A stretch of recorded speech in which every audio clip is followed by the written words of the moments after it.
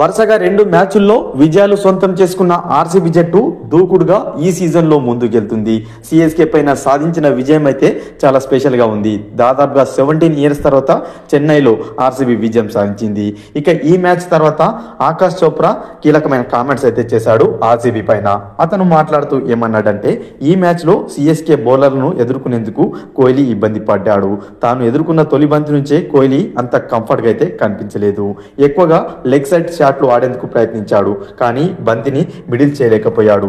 పతిరానా బౌలింగ్లో తన హెల్మెట్కు బంతి బలంగా తాకింది. అయినప్పటికీ వెంటనే ఒక 6-4 కొట్టి టచ్లో వచ్చినట్టు కనిపించాడు. ఇక నూర్ అహ్మద్ బౌలింగ్ లో లాఫ్టర్ స్వీప్ ఆడుతూ డీప్ స్క్వేర్ లెగ్ లో దొరికిపోయాడు. అసలు ఇది కోహ్లీ ఇన్నింగ్సే కాదు. కోహ్లీ ఫెయిల్ అయినప్పటికీ మిగతా ప్లేయర్లు అద్భుతంగా రాణించారు. విరాట్ 30 బంతుల్లో 31 పరుగులు చేస్తే మిగిలిన ప్లేయర్లు చెలరేయడంతో ఆర్సీబీ 196 పరుగుల భారీ స్కోర్ చేసింది.